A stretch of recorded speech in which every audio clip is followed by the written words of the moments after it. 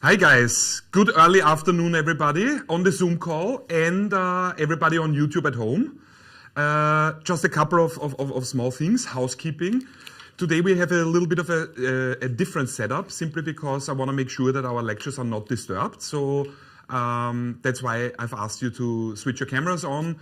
I've asked the IT people to give my laptop a serious overhaul and to give me all the power, or me, Joey now, to remove people. So if somebody disturbs, they are gone in a second from the Zoom call, and I estimate within a week from the school, probably.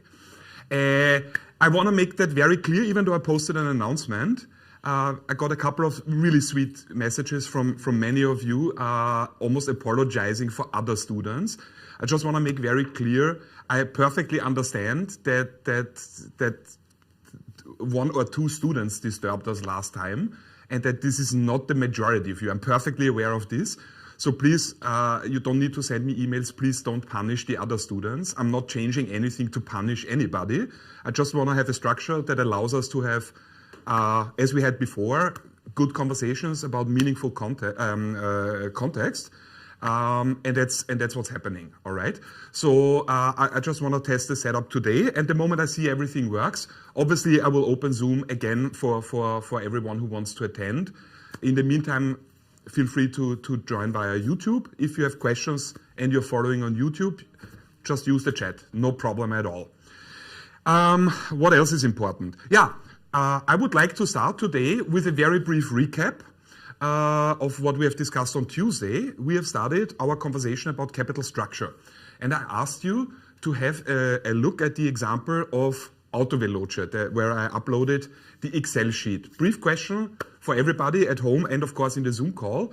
Were you able to have a look at it, number one? And secondly, was it clear? Zoom students, don't be shy. You can just unmute yourself. Not yet, I see. You can also just unmute yourself. I haven't yet. Not yet?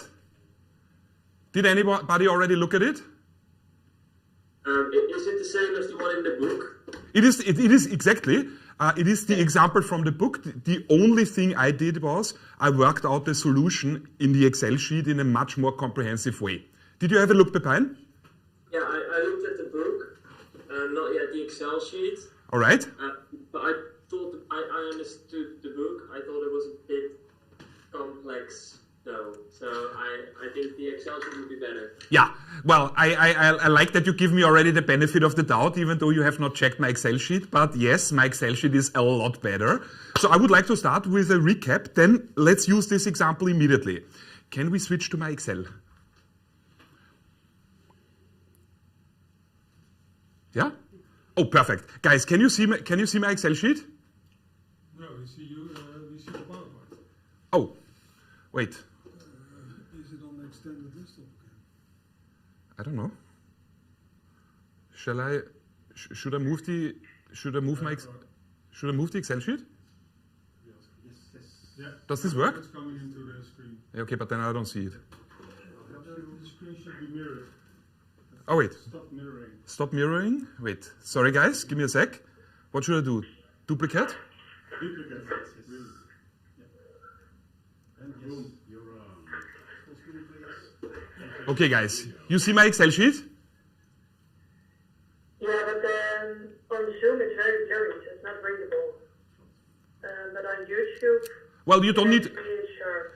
All right, then just have a look on YouTube. Or, the Excel sheet I've put on Canvas, so you can just open it on your computer. You have the Excel sheet. So this is an example about a company that considers to change its capital structure. So if you look at cell C4 in my Excel sheet, it says current. So we have here a description of the capital structure that the company currently has. As you see, the company has 8,000. It's probably euro, some sort of currency unit, 8,000 euro in assets. They have no debt, so it is an all-equity firm. So it is unlevered. It is a company that has zero leverage. Then, logically, we say, okay, the company has 8,000 assets, no debt. Logically, the company must have 8,000 equity. If you follow my mouse cursor, click on the plus. For every number that's true for the whole Excel sheet, in the column next to it, I have written down the actual explanation where the number is coming from. So for example, the 8,000 assets, that was simply given. That's part of the example. That the company has no debt was given. Where does the equity come from? Well, we calculate equity. It's a residual number. Assets minus debt. Whatever is left is equity. So 8,000 minus 0 is, of course, 8,000. We know the interest rate that is applicable. So should the company at some point decide to borrow money, the interest rate at which the company will borrow is going to be 10%. That is also given to us. And we know the market value per share. That's given in euro. It's 20. And I calculated that very simple as equity, so total equity divided by number of shares outstanding. That was also given. So 8,000 equity divided by 400 shares gives us a price per share of 20 euro. And the number of shares, as I've said before, was given as well. All right, the company, this is the state the company is in right now. And the company considers now to change its capital structure. So there is a proposal, let's go from all equity to a capital structure in which we have some degree of leverage, so some degree of debt. And the company says, okay, what should we do? We still have the same amount of assets, 8,000, but the company says, let's get 4,000 in debt, so let's obtain a bank loan, 4,000. Let me open the explanations here. That is simply given to us. If the company obtains debt, what are they going to do with this extra capital? This is part of the exercise here. The company says, let's borrow 4,000. And what we will do with the 4,000, we buy back our own equity. So we buy back our own shares and reduce the amount of outstanding equity. So if the company obtains 4,000 debt and uses that to rebuy its own equity, logically, there will only be 4,000 equity left. All right. The interest rate, as I've mentioned before, is 10%. The market value of one share, the share price, would not change. Why? Because we have now 4,000 equity, so equity is less, but we have bought back our own shares. So that means there are also now fewer shares in circulation, fewer shares outstanding. We have bought back half of our outstanding shares. So initially we had 400, now we have only 200. So that's why the share price remains unchanged at 20. So far so clear, guys? Is everyone on board? At Zoom and at home? Not at Zoom, at Zoom and on YouTube. Yeah? Nice. All right. So that is the initial setting. And our question is, of course, now, how will this play out? So this is the state of the current capital structure. Let me scroll down a little bit. So it's an example that simplifies reality a bit. The company says, of course, we don't know how the future is going to be. In the real world, there's an infinite amount of different possibilities what could happen. This is a stylized example. So the company says, we recognize that there are 3 possibilities for the future. Number 1, in the future, there might be a recession. In the future, there might be an expected scenario or a most likely case, so something in between, or there might be an economic expansion. And the company then basically tries to figure out how will their capital structure play out in each of the 3 overall economic scenarios. Let me show you how that works. Okay, so the company, let's start here. I'm now in cell C, like Charlie, C like Charlie, 17. Let's start with the earnings. So the company, this is a prediction, it's a forecast. The company says, based on all kinds of estimations, we think that should in the future there be a recession, we will have earnings of 400 euro. That's not something that I have calculated, that is simply given to us. In the real world, that would be a forecast by the company. So now, if the company really in an economic recession is able to generate earnings of 400, what would be then the return on assets that the company earns? So that's simply the cell above, C16. I calculate this simply as earnings divided by assets, and I multiply with 100 to get a nice and even percentage. So I have then 400 divided by all my assets, so divided by 8,000, multiplied with 100, that gives me a return on assets of 5%. I calculate also in the cell below the return on equity. Also not complicated. It's simply earnings divided by equity multiplied with 100 to get nice and even percentages. And that gives me a return on equity of 5. And last but not least, of course, we are considering how will this impact the shareholders. So I calculate a very important metric for shareholders, the so-called earnings per share. That's also easy to do. That's calculated as earnings divided by all the shares that are outstanding. So in our case, we have 400 earnings. We have 400 shares outstanding. So that will give us earnings per share of €1. Is everyone on board? Very good. Excellent. So I don't want to go through the other scenarios because the numbers are slightly different, but the way I calculate it is exactly the same, and you can simply use the plus here and here to expand it and see the step-by-step calculation. All right? So we essentially figure now out what is the return on assets in each scenario, 5% in a recession, 15% in the expected scenario or in the most likely scenario, and 25% in the expansion scenario. How will the return on equity play out? Well, 5%, 15%, 25%. That makes perfect sense because we have the same amount of assets as we have equity, so that must be identical. All right, and of course the question is now, this is the state of affairs right now. We want to analyze, we want to understand what happens when an all-equity firm decides to reduce its equity and replace it with debt. So we are taking now a brief look at the proposed capital structure. That's what happens here. Proposed capital structure, just a brief reminder, was let's borrow 4,000. So let's get extra debt in our capital structure. Let's lever up. Let's increase leverage by 4,000 and reduce our equity. And this is what will happen then. Let me unfold this so you can see. In the cell C, like Charlie, this is the recession scenario. So we have the same calculations as before. We have the same earnings as before. That will, of course, the earnings are not impacted by changes in the capital structure. However, if we borrow money, if we have a bank loan outstanding, logically we will be expected to pay interest expenses on that. And that's what I'm calculating here in cell C26. So we have to pay now an interest rate that was given to us of 10% over a nominal amount of 4,000 that we borrowed. So that's what I'm doing here. 4,000, that's the amount of money we borrowed, at an interest rate of 10%, gives me an interest expense of 400. And now I need to be more accurate in my wording. I cannot simply talk about earnings anymore because we have now earning before interest expenses and earnings after interest expenses. So we know, based on our forecast, we expect to have earnings of 400, but earnings before interest. Then we have to pay the interest expense. We've just calculated it at €400.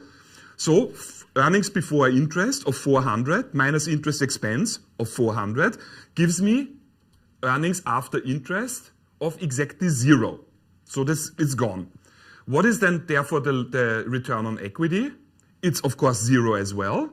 What is then, again, the important metric for shareholders, the earnings per share? It's also 0. There are no earnings left. So nothing divided by number of shares outstanding is still nothing. That's how I get the earnings per share here. And I do this for all three scenarios. The calculation is always the same, only the numbers change slightly.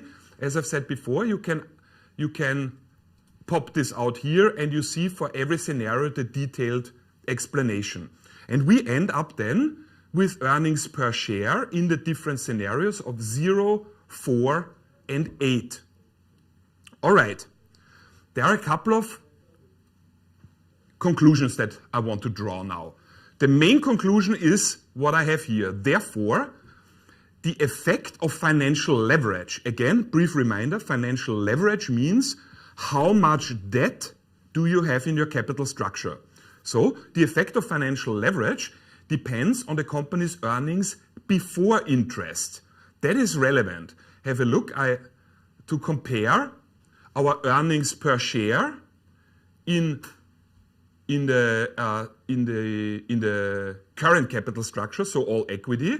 We have earnings per share of €1, €3, and €5. That's for the all equity firm.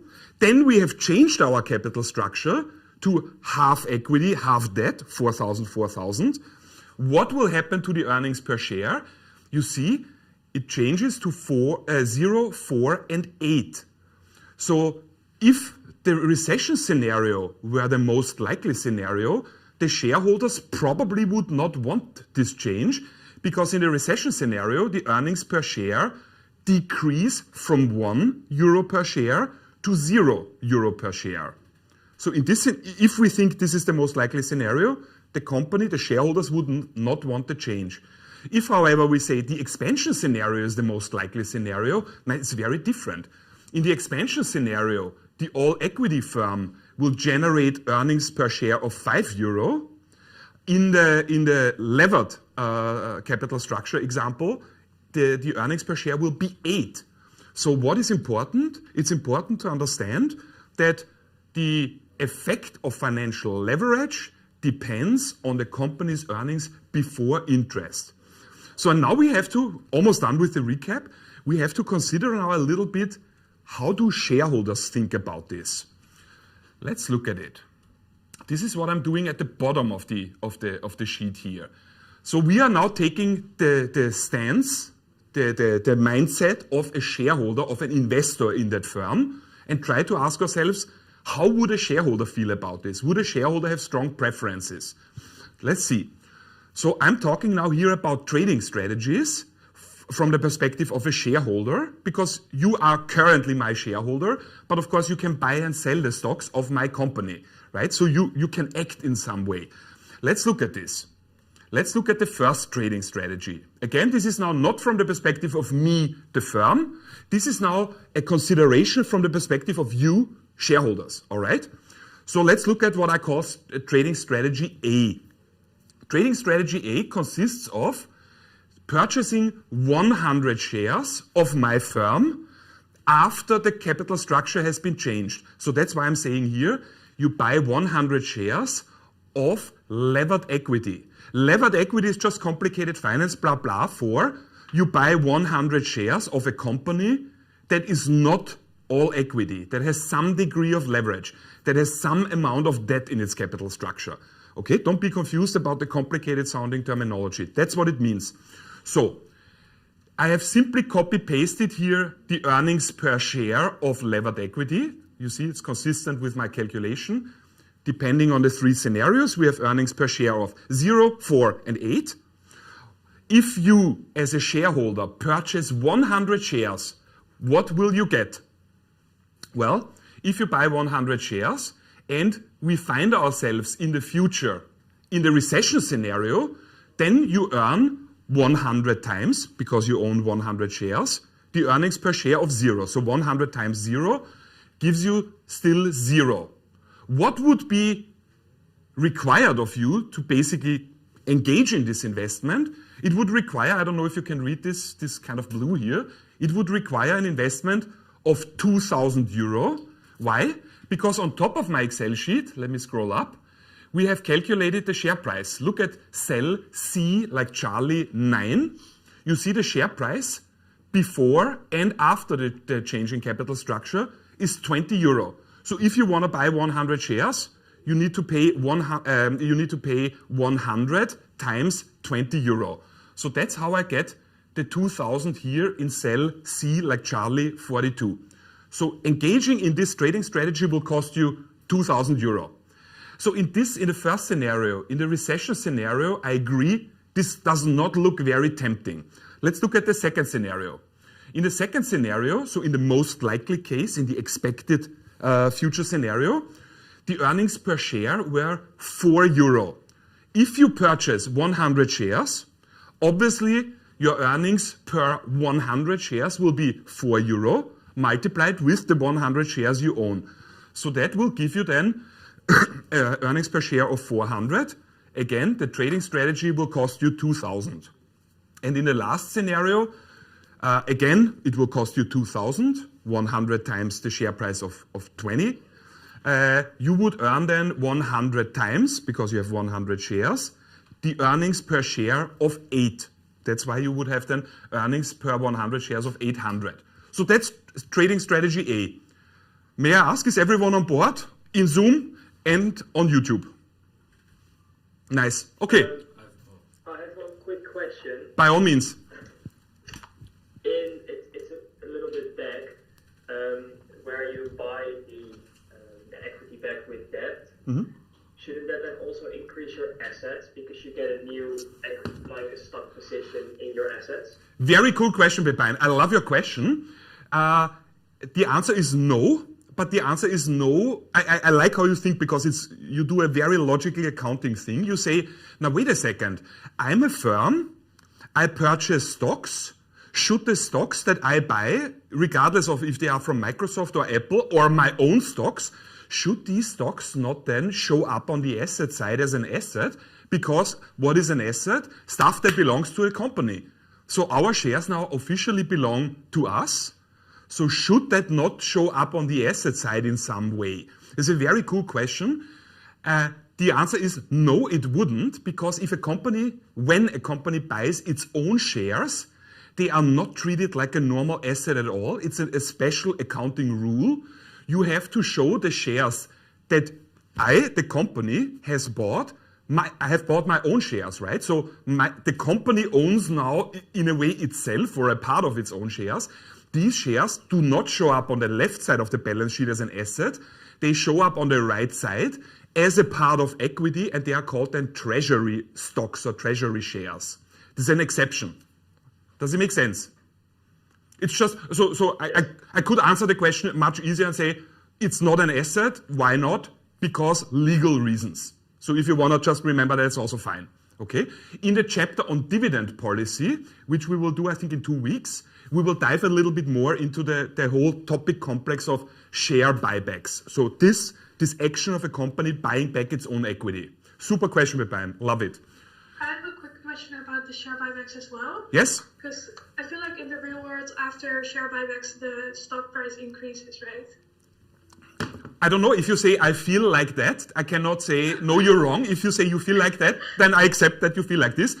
But I feel exactly like that as well. You're right. After a company buys back its own shares, the share price typically goes up. What's your question, Sophie? Yeah, so then why does the market value stay the same in the proposed strategy, like at the top of the Excel sheet? Because this is a simplified, stylized example. Okay. And I don't want to say we are not ready yet for the next steps, but we go through certain logical didactic steps to slowly build up to exactly the phenomena that you have described, Sophie. So that's, again, when we have the chapter on dividend policy, this is something we will address. Here, for the time being, I would like you basically to just remember, it's a stylized example. Why is the share price here not changing? The answer is very simple. Do you maybe know, Sophie? I mean, the amount of shares stays the same, right? Yeah. But do you know, maybe let me ask you differently. Do you know why in the real world the share price would go up once a company buys back its own equity? Or it's not just for Sophie, it's for everybody. Does anybody know this maybe? I think because the supply in the market decreases. Yeah, supply in the market decreases. Yeah, Pepijn? I think it's maybe because they don't buy back with debt, but rather with money that they earn as profit. I like how you think, guys, both Pepijn as well as Sophie. The answer is, think about the alternative. A company has profits and thinks, what should we do with the profits? Should I pay it out as a dividend to the shareholders, who basically give you cash? Or should I use the excess cash and buy back our own shares? Like I said, we will discuss this much more extensively in the chapter dividend policy, but I don't want to leave this now unaddressed. So just very briefly, think about what happens in your wallet in case I pay you a cash dividend. If I pay you a cash dividend, what what will happen immediately as a next step in your wallet? The Minister of Finance will knock on your door and say, oh, I heard you had some cash inflow. Let me take out 25% of that because it's taxed. It's not corporate tax. It's now your private income tax. You have received cash. Whoop, you need to pay taxes on that. How would that be if I, as a company, say we have excess cash, but I do not pay it out as a dividend to you? What happens then? I take the excess cash, don't pay it out to my shareholders, to you guys, but I use the excess cash to buy back our own shares. What happens then? Well, like Sophie explained absolutely correctly, I reduce the number of shares outstanding, and this will give you a tax advantage. So the value of the shares would go up, but because you guys do not have more cash in your pocket, it's not taxed yet. Only the share price will go up. So that provides actually a tax advantage.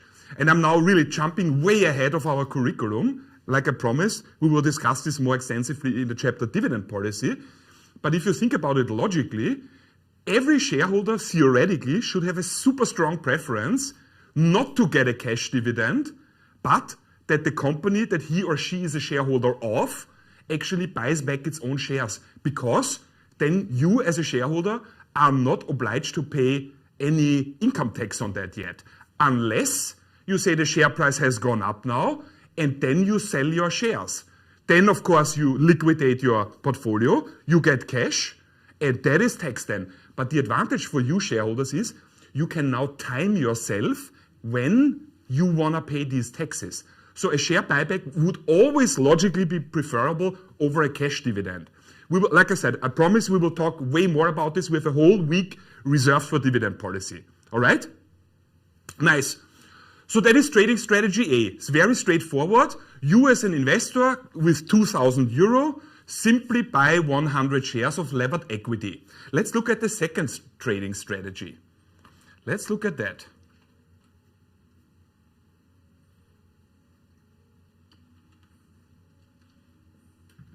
Florian, can I ask you something? Absolutely.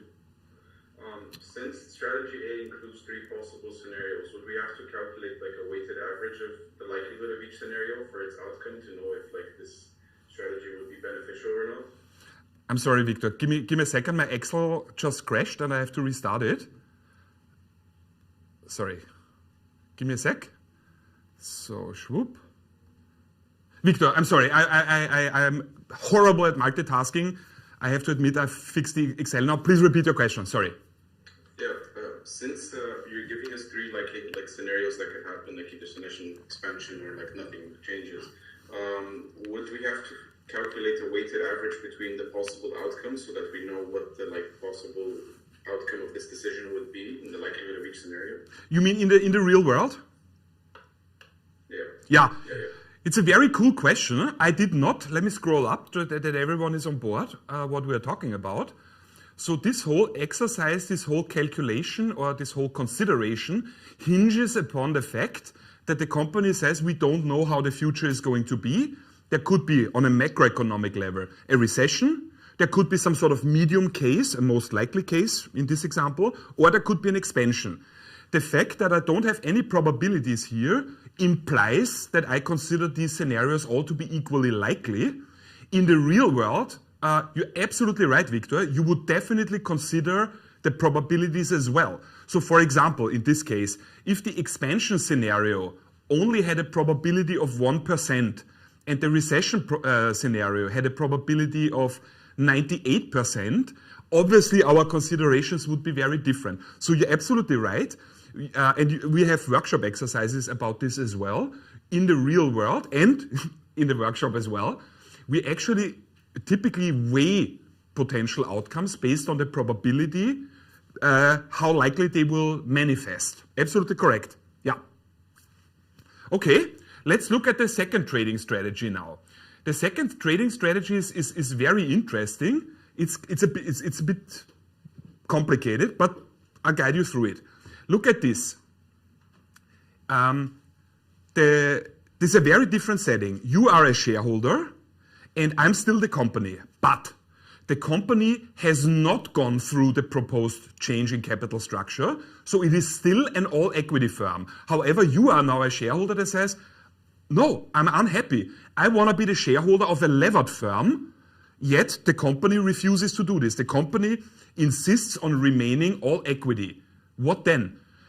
Simple logic might indicate that you then think, okay, and well, if that's an unlevered company, if that's an all-equity firm that refuses to lever up, yet you as a shareholder want to be the shareholder of a levered company, then you might think, okay, then I have to sell the stocks of this firm and buy the stocks of another company that is levered. But that's just simplistic logic. Let's look at it. Let's look at how you could deal with that yourself. So, step one. You would borrow 2,000 euro from the bank at the interest rate that was given to us, 10%. Step one. You're a shareholder, you go to the bank and you borrow 2,000 euro at 10%. What are you going to do then? You have in your pocket 2,000 euro that you just borrowed, but you also have in your pocket another 2,000 euro, possibly your savings. It's the same 2,000 euro that in trading strategy A that you used, okay? So you have now 4,000 euro. The 2,000 that you already had anyway, and 2,000 you borrowed at 10%. So you have 4,000 euro. What do you do with this? You take the proceeds, so the 4,000, the money you borrowed, and the 2,000 you already had, and you buy 200 shares of my company. Again, we are now in the original scenario where the company is all equity. So that means you take 4,000 euro and you purchase the shares of the unlevered firm at the share price of 20 euro per share. What will happen? Well, we calculate the earnings per 200 shares in unlevered equity. So that would be 200, 600, and 1,000. Again, as you see, always you find here the calculation in case you want to read up later on. But secondly, you have borrowed now 2,000 euro from the bank. So what do you need to do? You need to pay interest expenses on that, 10%. So that is what I calculate here in cell C, like Charlie 49, minus 200. It's 200 in each scenario because the bank does not care, is there a recession or an expansion? They say, I loaned 2,000 euro to you at 10%. You need to pay interest expenses of 200 euro in each case. And then I simply say, what are now here the shareholders' net earnings? Well, you have your earnings here minus the interest expense that you have to pay. So we end up with net earnings of 0 in the first scenario, 400 in the second scenario, and 800 in the third scenario. So far, so clear. Is everyone on board? Joey. One question. Ask. Why would shareholders want their company to be levered if it increases their risk? Okay, let's talk about it in a second, okay? Remind me in a minute if I forget. But are the steps clear? Are the two trading strategies clear? I want that we now together do a simple thing. Let's have a look at the earnings per share in the first trading strategy. Let me close this here. 0, 400, 800, and let's compare it. Sorry. And we compare it to the net earnings of the second trading strategy. What do you observe? In what sense do you as a shareholder have a different outcome using trading strategy A versus using trading strategy B? Don't be shy. For strategy A, you only have to divide it over 100 shares. Yeah, but I mean, forget about this for a second. You are a shareholder, you are one person. You basically care about one thing and one thing only. You care about what happens in your wallet. What is the difference, what happens in your wallet in strategy A versus strategy B? Are there differences? In this case, it doesn't matter. Exactly. Very good, Sophie. It doesn't matter. They are identical. In each scenario, trading strategy A has the same outcome as trading strategy B. Do you see what I mean? In the recession, both trading strategies will give you earnings per 100 shares of 0. In the second scenario of 400, in the third scenario of 800. The net earnings of both trading strategies are identical. What does this mean for shareholder preferences? What would a shareholder say? I'm the director, you are my shareholders. we have an annual shareholder meeting. I propose the new capital structure and I say, hey guys, dear shareholders, what would you prefer? Should we remain all equity or should we go for the proposed change and lever up? Based on the calculation that we just went through, what would you say? Victor? Isn't it based on the 10% rate from the bank? It doesn't matter which one we choose. You're absolutely right. It doesn't matter. It leads to exactly the same outcomes in your wallet.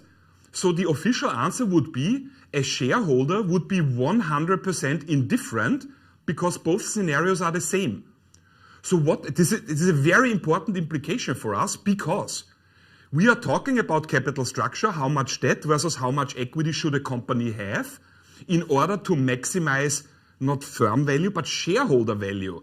The director of a company, the CEO, is expected to act in such a way as to maximize the benefit for the shareholders. Now, you are my shareholders, and we just went through an example that shows, regardless of what capital structure the CEO of the firm, wants to go for, you would not care one bit, because whatever capital structure you want our firm to have, you can artificially create it within your own portfolio simply by borrowing from the bank and investing. So you can create artificial leverage in your portfolio yourself. All right? So the important outcome here, our important conclusion is, for a shareholder, capital structure should not matter one bit. Why not? Because whatever capital structure you want the firm that you are a shareholder of to have, you can artificially create within your own portfolio. So you can lever up and unlever as you see fit. And that is leading up to the important conclusion, Modigliani Miller, proposition 1, value of a levered firm equals value of an unlevered firm. Just a change in capital structure would not create any value because you as a shareholder could do this anyway yourself. Does this make sense, guys? Nice. All right. So this is how the Excel sheet works. As I've said before, there's a lot of information, obviously. So don't expect always to immediately get every small detail right away. You have the Excel sheet. I make everything available on Canvas. Go through it in your own time until you see where every number comes from. You've seen I've labeled it very well, so it's very self-explanatory, I think. All right? So, Joey, what was the question again from before? Why will the shareholders of a company want their firm to be levered if it increases their risk? Yeah. Okay. So the question from before in the chat was, why would a shareholder want the company that he or she is a shareholder of to be levered? Because leverage means you as a shareholder are exposed to a higher risk. It's a correct statement that a higher degree of leverage increases the risk for equity holders, for shareholders, but it also means that you will earn a higher return, right? So that's proposition 2 of Modigliani Miller. As the leverage increases, the return from the perspective of the shareholders must increase as well to compensate the shareholders for the increase in risk. So shareholders, or in general, investors, please don't think about investors like they only want to invest in absolutely guaranteed things. That's not the case at all. What an investor cares about is if he or she is exposed to a certain risk, then he or she wants to be compensated in an adequate way. So the compensation has to be fair compared to the risk exposure. That's what you care about. So if you were an investor that says, no, that's too risky, the company has obtained €1 in debt, already the risk for me as a shareholder is higher, I don't want that, then you should not be an investor. In Austria, we always say, don't go into the kitchen if you can't stand the heat. If you say, I want 0 risk in my portfolio, then don't have a portfolio, put the money under your mattress and deal with it like this. But then you would be exposed to inflation risk and risk of theft and other risks. Joey? Someone else asked, isn't it better to earn the same with less shares? So isn't option A better, since you have less shares? Why would that be better? I don't understand. So it's not your question. Sorry, Joey. No. Yeah. The question was, would it not be better to have less shares? I don't know why. I mean, in the real world, I suppose you can construct an argument and say transaction costs depend on the number of trades or something like this. But again, don't forget, it's a stylized example to convey the main message. We're approaching discussions on capital structure. As I've told you, we look at a very complex real-world phenomenon. We are making our first steps in trying to understand it. So we make all kinds of simplifying assumptions and try to understand the world then. Once we do, then we can slowly drop assumptions. The one difference here is, that pertains to the question that Sophie asked before. I mean, as you see here, there are no taxes involved at all. So I'm not talking here about tax shield, anything. So this is clearly a stylized example that happens in a Modigliani Miller world with perfect capital markets. And another assumption, by the way, here, in strategy B, the assumption is that you as a shareholder can borrow at the same interest rate as the company itself. This is an assumption that in the real world will also never hold. If you want, I mean, don't think for a second that you can borrow money at the same interest rate as, let's say, Microsoft or Apple. Also not. Okay, so please understand, we are not yet in the real world because I don't want yet to deal with real world complexity. We have simplified the real world by making all kinds of assumptions. And one by one, as we progress also today, we will drop assumptions and make it more lifelike. This is just a didactic strategy that I don't show up here and immediately drop real-world complexity on your heads. That's the reason. Okay? Okay. So, where is it?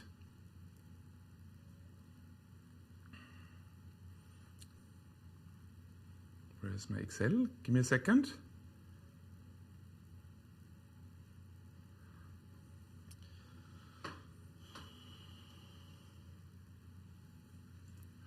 So this is where we stopped. Can you see my? Yeah. One question about the future. Ask. Let's see, where is it? More shares can mean more profits in the future earnings per share if debt is being paid off. Is that right? More shares can mean more profits in the future if, what was the second one? I think that she means if you buy shares of the levered firm and the firm pays off its debt, you still have the same amount of shares, but you do not have debt anymore, so yeah, I would agree. On shares would increase. I agree. Okay. I agree. But it is again making assumptions, right? That's making assumptions about the future development of the firm. In a first step, the first immediate thing that would happen if a firm levers up is that the risk of equity goes up because a bank that has given us a bank loan insists that even under poor economic conditions, we repay it. We have to pay interest expenses, basically increasing our risk of bankruptcy. That's how I look at it. This is where we stopped on Tuesday. The first two important conclusions from Modigliani and Miller. We are now in a very stylized, simplified world. We are in a world where so there are no information asymmetries, markets are perfect, capital markets are perfect, there are no taxes. Proposition 1, so Modigliani Miller, Proposition 1 states, the value of a levered firm equals the value of an unlevered firm. And in the Excel example that we just went through, we see also why. Why does it not matter for the value of a firm if it's levered or unlevered or anything in between? It does not matter because a shareholder can engage in what we have just observed, homemade leverage. So what I showed you in the Excel sheet, trading strategy B is called homemade leverage. It means that you as a shareholder can borrow money and artificially create any degree of leverage that you want to achieve. I've asked Celine to do a couple of exercises with this in the workshop, so there will be practice, no worries about this. What is proposition 2 of Modigliani Miller in a world without taxes? Well, it's this long formula here. What is the economic intuition of the formula? That's what I care most about. The economic intuition of this formula is the cost of equity, so RS. The cost of equity rises with leverage. So as the company builds up more and more debt in its capital structure, as a company levers up, the cost of equity rises as well. Why would that be the case? Because the risk of equity rises. And why does the risk of equity rise? Always ask yourself, what's the worst case? The worst case is bankruptcy. If I, the firm, go bankrupt, all assets will be sold, so the company will be liquidated. Then there will be a bag of cash from having sold, from having liquidated the firm, and this bag of cash will be distributed among all the people that provided capital, starting, of course, with tax authorities, employees, and so on, then repaying all outstanding debt, and after all of that is repaid, if there is money left, it will be distributed amongst the shareholders. So that means there's a huge waiting line in front of me in case of bankruptcy, and you, the shareholders, are literally the last in line. So that means the more debt the firm, has in its capital structure, the longer the waiting line in front of you in case of bankruptcy, and therefore the less likely that you will ever see a single cent of cash from the liquidation. That's why. So that's the reason for Proposition 2. If the company levers up and uses more and more debt, the risk for the shareholders goes up. They do not mind this in principle. They only want to be compensated fairly for that. Remember the risk-return trade-off. As the risk goes up, the shareholders want more compensation.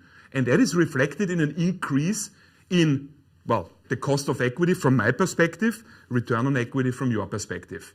That's Proposition 2. The way, in my view, is if you want to practice Proposition 2, it's a great idea.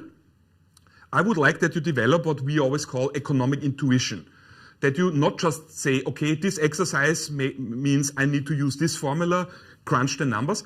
Ask yourself, how does that work? Try to understand the economic background of it.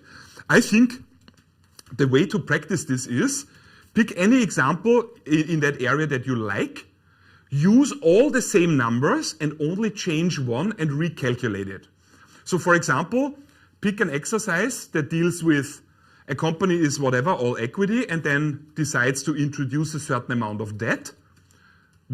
How will the return on equity or the cost of equity, how will it react? And what I would try to encourage you is use different numbers, try to see, leave everything unchanged, and only increase the amount of debt. So basically pick larger and larger numbers for B. And everything else unchanged, and then you see what will the effect be if the company leaves everything unchanged, but just gets more and more and more debt. So you will very quickly see how the cost of equity reacts. That is the way, I think. All right. I would like to go, I don't know, do we already need, what's the time? Do we need a break already? Okay, I get the sign we need a break. Guys, let's have a 10-minute break. I will guide you then through Modigliani Miller, Proposition 1 and 2, in a world with taxes. You will see it's super understandable. I have a great slide set, great explanation. It's not complicated. I see you in 10 minutes.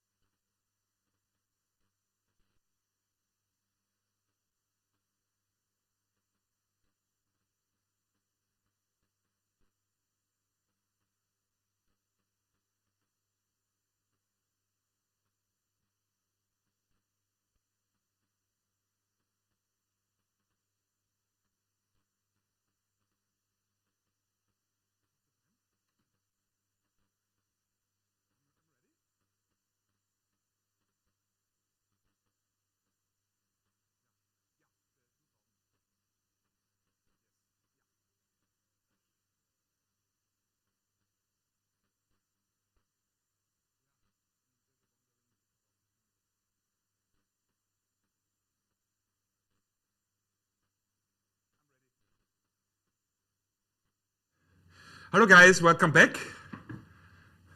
Everyone here? Nice. Pepin, come back. Let's do it, guys. So we have looked now at a very simplified setting, what we refer to as the Modigliani Miller world. Please also have a look in our textbook at what this Modigliani Miller world basically, how it works, how it is described, all the assumptions of that. I want that you don't overlook that. Now, as I've said before, we will drop some assumptions. So one assumption that we operated under so far was that we are operating in a world where companies do not pay any taxes. So that's the first assumption I want to drop, because obviously this is very, very unlifelike. So let's get rid of the assumption no taxes, and let's start looking at what happens the moment we introduce corporate taxes. I have here a long example. It's a mathematical derivation of an important finding. Theoretically, we could skip all of this and I can just show you the findings, and you will have no problems understanding. But you are, of course, students of a university, and I hope you agree with me. We are living now in what is called the post-truth era. I do not want that you simply believe something because it's me telling you. I want that you see the arguments that lead to a certain conclusion. So I think it's very important, not just in a university setting, but in general, to not hold any opinion, but to have valid reasons to hold that opinion. So for that reason, it's important for me to show you how we get to a conclusion. As always, I have color-coded, every single number on there. So if you look at this in 3 weeks, it will still be crystal clear, and I guide you through it.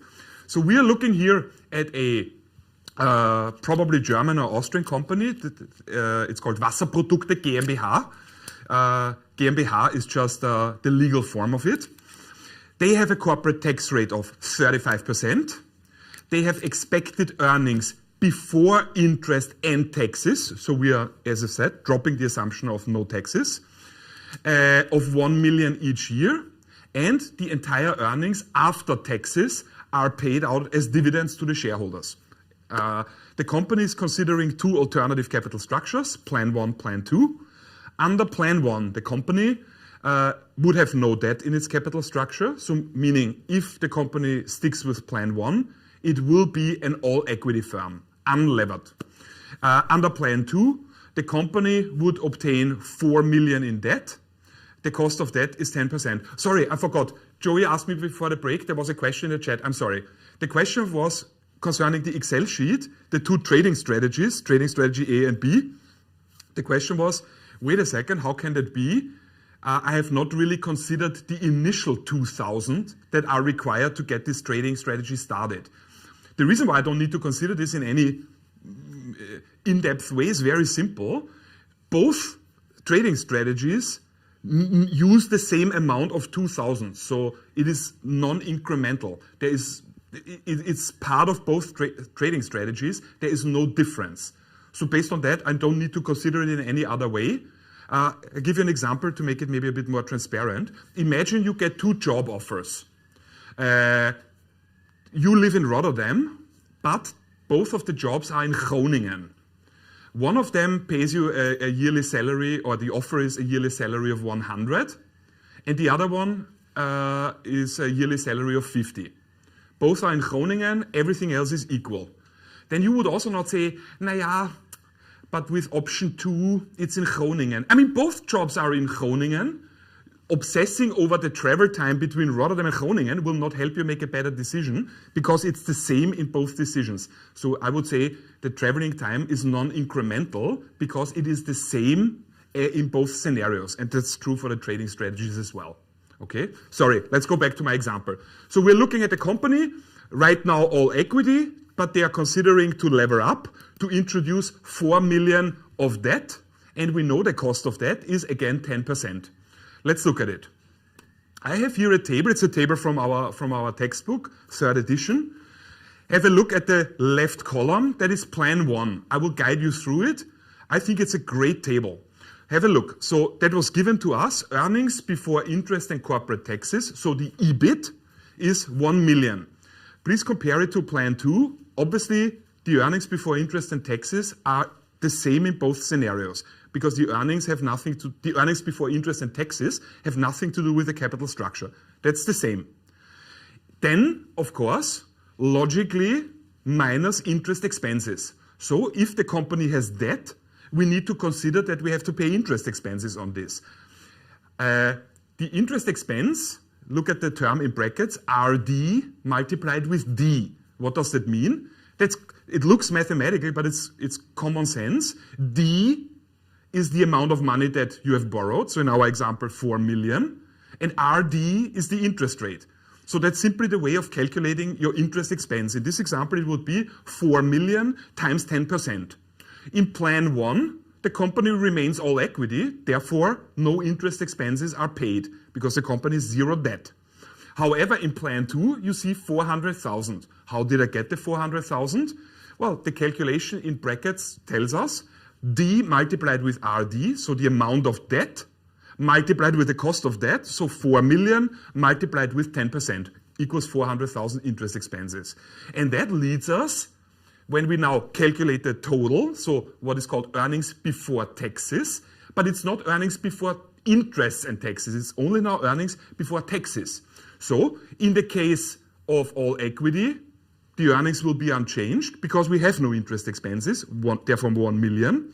In plan 2, we will have earnings before taxes only 600,000. Why?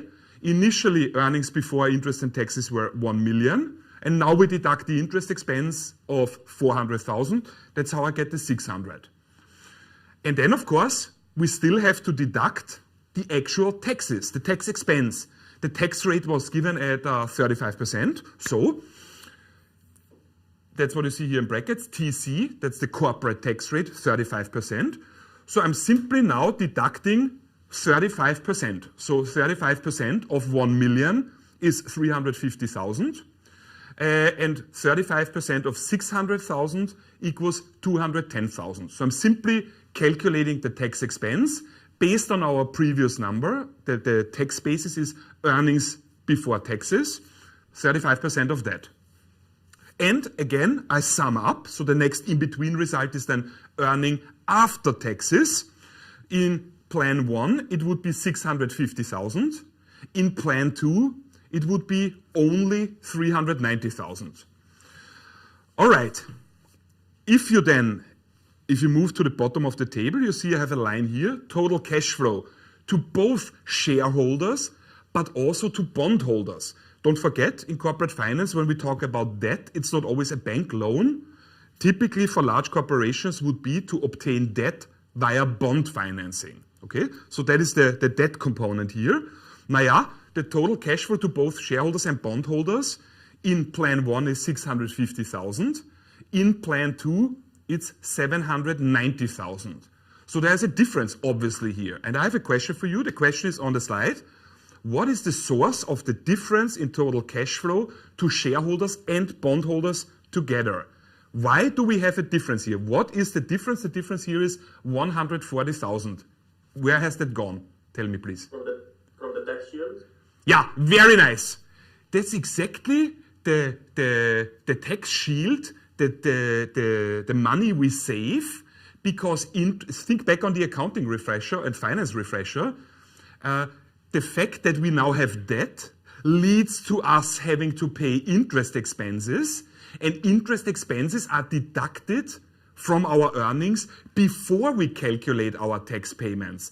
And that means our eventual tax payment will be less. You can see this here. Look in the row taxes, 350,000 in plan 1 versus 210,000 under capital structure plan 2. So that is what this is all about. Is everyone on board so far? On Zoom as well as on YouTube? Nice. Okay, and now we just go through this example in a mathematic way, all right? So you clearly understand this already. So there's not going to be anything new. I just want to show you the very formal way how we can now expand our Modigliani Miller world and our Modigliani Miller propositions, proposition 1 and 2, by adding corporate taxes. That's all there is. And the slides, I mean, there's a lot of math, no question about it, but I promise you will understand. And after this, we're done. Let's do it. Let's have a look. So first of all, let's talk about the tax shield. The tax shield is, of course, the reduction in our tax payments that is caused by us, the firm, having to pay interest expenses. So the first question I ask myself is, how do I calculate interest expenses? Well, the mathematic way is, of course, that you see here, RD multiplied with D. What does that mean? RD is the cost of debt, and D is the amount of debt, so the nominal value, the amount that you actually borrow. Now, yeah, we see here the corporate tax was 35% in our example, and therefore we end up with a reduction in corporate taxes of 140, the 140,000 that we were just now looking for. How did we calculate this? 0.35 times 400,000. So basically the tax rate multiplied with the interest expense. How can I formalize the calculation of this reduction in corporate taxes, which we call tax shield? In a mathematic way, I would write it down as TC multiplied with RD multiplied with D. What does this mean in normal language? It means corporate tax rate multiplied with cost of debt multiplied with the amount of debt. So in our example, it would be 35% multiplied with 10%, the cost of debt, multiplied with 4 million. All right? Okay. This is now an important step. Pay attention. This connects also to first year discounting cash flows. Whatever taxes the company would have to pay each year without that, the firm will pay less if they have that. But how much less in taxes will the firm pay if it has that in its capital structure? TC multiplied with RD multiplied with D. That's the amount that they will pay less. So corporate tax rate multiplied with cost of debt multiplied with amount of debt. And now this is the important step where I want that everyone on YouTube and Zoom pays attention to. The next step is the only thing where I think you could struggle maybe a bit. It's this. We now assume that the company will maintain this tax shield. So we assume that the company will stay within this capital structure, and therefore that this tax shield is not something that happens only once, but the company will have this tax advantage every year. But for how long? For how many years? Well, I told you on Tuesday, from accounting, we know the so-called going concern principle, which means we assume that a company will keep operating. Why would we not assume this? So the company will keep operating, and therefore we may assume that this tax shield will also occur every year. For how many years? Forever. So I need to now consider that this year the tax shield will help us save taxes, but also next year, in 2 years, in 3 years, in n years, infinitely long, perpetual cash flows. So I need, that are future values, so I cannot simply sum this up, I need to discount them, right? I need to discount to get the present value of the tax shield. Since, and this is the key point now, since the company is assumed to operate forever and have this capital structure forever and therefore enjoy the tax shield forever, I can discount the tax shield as a perpetuity, all right? So that's why I'm not simply saying tax shield divided by 1 plus discount rate to the power of 1 plus next year's tax shield divided by 1 plus discount rate to the power of 2 and so on. We say it's a perpetuity. The company will enjoy the tax shield every year forever, and therefore I discount not like an annuity, but like a perpetuity, an infinite and a cash flow that occurs each year infinitely. And that's why I discount the tax shield, the term in red, so tax rate multiplied with cost of debt multiplied with nominal amount of debt. I don't divide it by 1 plus discount rate. I simply divide it by RD, by the discount rate. In case you're wondering, in the last term on this slide, why is he only dividing by RD? You can make a note. This is because I am discounting a perpetuity, and a perpetuity is discounted simply cash flow divided by discount rate, the end. So this is my starting point. I write therefore down what is the present value of the tax shield that every year we will get to enjoy forever, TC, so corporate tax rate, multiplied with cost of debt, multiplied with nominal amount of debt, discounted as a perpetuity, so divided by the cost of debt, RD. And then I can simply eliminate RD. I have RD in the numerator as well as in the denominator. Whoop, whoop, I get rid of it. And I end up with a statement, what is the present value of a perpetual tax shield? Tax rate multiplied with amount of debt. TC multiplied with D. Brief sidebar. Is everyone on board on Zoom, and is everyone on board at home, not at home, on YouTube? Joey, what does the chat say? There's a delay, of course. There's a delay. Yeah. But there's a question about the calculation of the 790 in the previous slides. How do you calculate that? The what? The 790. The 790. The 790 is simply a summary, right? I've simply summed up here. In the brackets, in the last row, you see the exact calculation, which is simply going through each line item. This is just a mathematic way of writing it down. Yeah. So basically, we have to simply consider here the 400,000 that go to the bondholders, plus where is it? The 400 here, plus earning after corporate taxes, the 390,000 that go to the shareholders. That's basically it.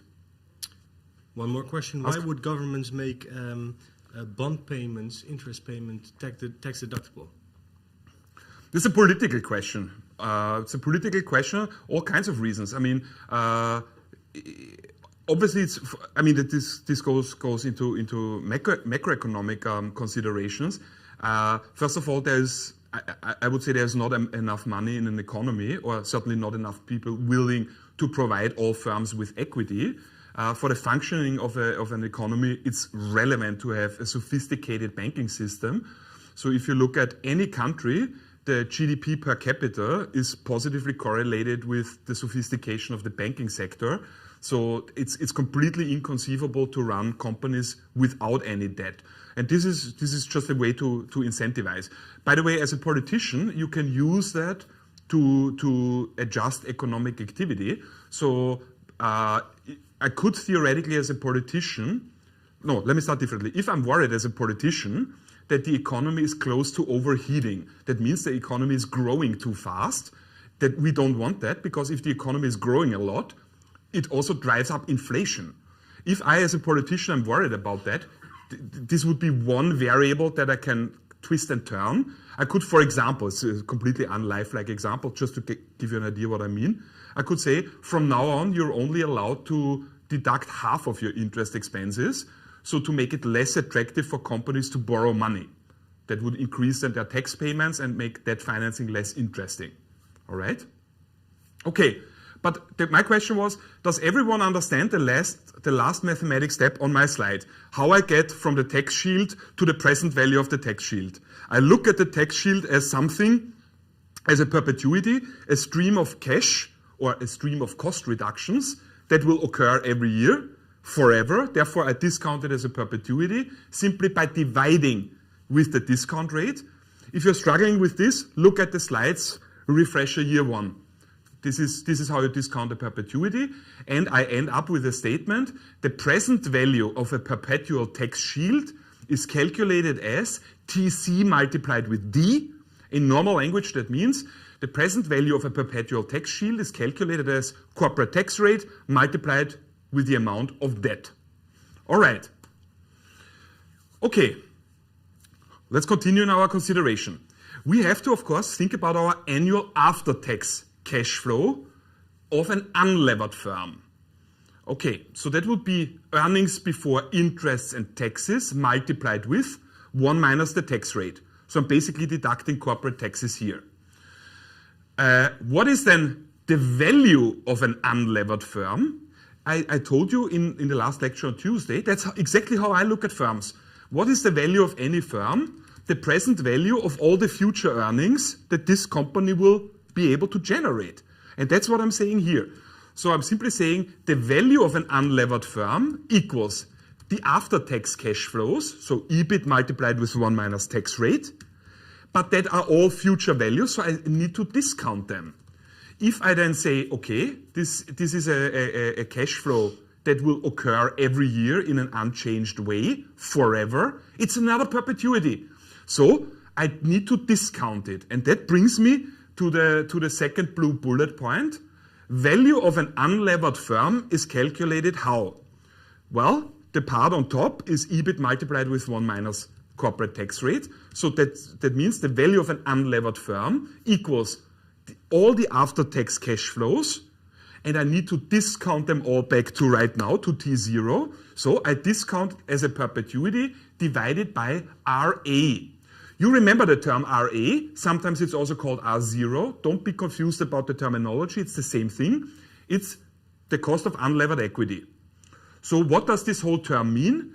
The value of an unlevered firm equals the present value of all future after-tax earnings, after-tax cash flows to the company. Is this step clear, guys? Yeah? All right, yeah, Joey? Why are you using a perpetuity in your calculation when debt will be paid off in the future? Yeah, interesting question that I have actually in a way already addressed. I said before, we assume that the company picks a capital structure for now and sticks with it.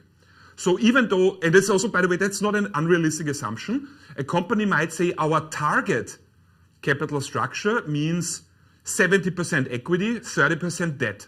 Now, who asked the question? Do we know? Prot.milli. Okay, I'm not going to pronounce that. So if a company has debt, let's say in my example 30% of the capital structure is debt, it's completely correct of you to say, yeah, but wait a second, they constantly repay this, so that should actually go down and not the debt should not stay at 30%. That's correct. In the real world, a company constantly repays their debt, but also constantly gets new debt so that it stays on its target debt to equity ratio. So that's why I can assume this. Even though the company will repay the debt, they will immediately at the same speed obtain new debt to stay on its target debt to equity ratio. We're almost, the worst is behind you. Let's continue. We have to figure out now how we can get from the value of an unlevered firm, which is very unrealistic in the real world, we want to actually get to the mathematic description of the value of a levered firm. Now, how do we do this?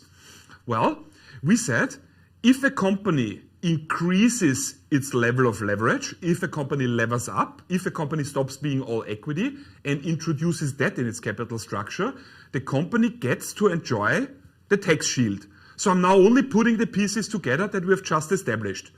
So we know what the value of an unlevered firm is. It's the first term, that the EBIT multiplied with 1 minus corporate tax rate.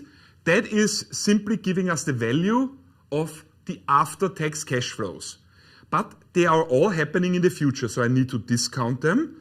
It's a perpetuity, so I discount, using as a discount rate, the cost of unlevered equity, RA, also called R0. So that's the first term. But then I have to say, wait a second, the value of a levered firm is not simply the after-tax cash flows discounted back to T0, because we need to consider the tax saving properties of the tax shield. So the value of a levered firm must be more than the value of an unlevered firm. So how much more? Well, that's the second term here. That's simply the whole second term, TC multiplied with RD multiplied with D divided by RD. That's what we've derived on the previous slide. That is simply the present value of a perpetual tax shield. So, and then I simply mathematically put all of this together and simplify it, and I end up with a statement of value of a levered firm equals the value of an unlevered firm plus the present value of a perpetual tax shield. Or in simpler writing, VU, value unlevered, plus TC multiplied with D. Is everyone on board? Guys on Zoom. Everything clear? Super nice. All right. We're almost done. We are almost done. Okay, so what does this final, I don't want that you think of it as a formula, even though technically it is a formula. What does it mean? What's the economic intuition now of this? Well, the first term, VU, simply says the value of the cash flows of the firm with no tax shield. The tax shield is caused by debt. So that would be simply the value of an unlevered firm. Okay, and the second term that I have highlighted here in green, TC multiplied with D, that is simply the present value of the perpetual tax shield. Okay, what is the conclusion from this now? At this point, the conclusion would be the tax shield goes up as the company increases leverage. So the more debt the company puts in its capital structure or uses in its capital structure, the larger the tax shield will be. How can I say this? Just look at the green term, which is the present value of the tax shield.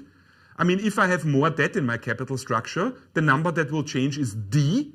It will go up, resulting in a larger present value of the tax shield.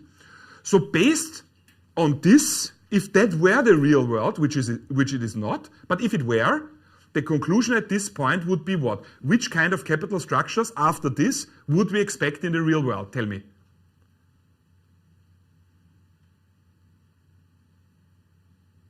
Don't be shy, guys. Yeah, exactly. Very good, Sophie. If that's really true, that a company can raise firm value by increasing leverage, we would expect that they maximize their tax shields. How can a firm maximize its tax shield? By maximizing the amount of debt. How can I maximize the amount of debt in my capital structure? By getting rid of all equity and only being a debt-financed firm. This would be the logical conclusion of everything we have discussed now. We know for a fact that is not the case in the real world. So even though we have now dropped the assumption of no taxes in the real world, we are still not quite there yet, okay? And I have a last slide, and then we're done. Let me show you. We bring now everything together because our objective was, we have on Tuesday discussed Modigliani Miller, Proposition 1 and Proposition 2 in a world with no taxes. This was clearly too simplistic. So now we have dropped the first assumption of no taxes, but we are still in a Modigliani Miller world. That means perfect markets, blah, blah, blah, perfect symmetric information, and so on. How will Proposition 1 and Proposition 2 change when I drop the assumption of no taxes? This is it. Sorry, let me go back one slide. So this is Proposition 1 in a world with taxes. So we have fixed this. Modigliani Miller Proposition 1 in a world without taxes, if you remember, was simply the value of an unlevered firm equals the value of a levered firm. Why? Because shareholders would not care. They can recreate any desired capital structure themselves. That is called homemade leverage. Review the Excel sheet. That's what we did. Now we say, how does Proposition 1 in a Modigliani Miller world with taxes play out? Like you see here, value of a levered firm equals the value of an unlevered firm plus the present value of a perpetual tax shield. How will Proposition 2 play out in a Modigliani Miller world with taxes? Like this, boom. So our starting point on my slide, the blue bullet point, is Proposition 2 with no taxes. That's not new, I showed you that on Tuesday. So the calculation here means RS, so the cost of equity, equals the cost of unlevered equity plus debt divided by equity multiplied with the cost of unlevered equity minus the cost of debt. So this Proposition 2 already on Tuesday told us that as a company levers up, so as a company increases debt, or in mathematic terms, as the term B goes up, RS will go up as well. So the more debt the company uses, the higher RS will be. So the higher the cost of equity will be, because my cost of equity from the firm perspective is your return as a shareholder. You don't mind if I lever up and increase your risk, but you want to be compensated for that. And that's why the cost of equity from my view, from your view, return would go up. Now we drop the assumption of no taxes. How will therefore Proposition 2 change? Look at the last point on my slide. RE, cost of equity, equals RA, cost of unlevered equity. Please compare it to the formula on the top of the page. I deliberately here use now the other notation, not to confuse you, but to get you used to it. That's the same thing. RS is the same as RE, no difference. R0 is the same as RA, no difference. D is the same as B, no difference. All right? Don't be confused. It's still the same. What is the only difference now? You see the bracketed term 1 minus TC is new. Why do I need to introduce this? I need to incorporate, of course, now the fact that we are operating in a world with taxes. That's all there is. The economic intuition of Proposition 2 remains unchanged. It's still the case that as a company levers up, so as a company increases the amount of debt it uses, the shareholders want to be compensated for their increase in risk. Is this clear, guys? Okay. Which questions do we have? Do we have questions? That's not like my students, that there are no questions. Are you sure? Can you maybe explain in words how you would explain RA minus RD in between brackets? How you would say that in words? RA minus RD. Yeah, I would not explain one specific term in the formula. With the calculation, I focus on the economic intuition of the whole setup, right? I have a slide I already showed you before. Wait a second, let me go back. Look here. If you look at Proposition 2, I've added in brackets derived from the equation for the WACC on page 404. So if you are interested in the mathematical derivation of Proposition 2, then please simply have a look there. It's not explained step by step in the book, but mathematically what you do is you simply start with a WACC calculation and then basically rearrange it. Okay? But what I would not do, I would not zoom now in on only one specific term here, because this was a long calculation and we've simplified it many times, ending up with this form then.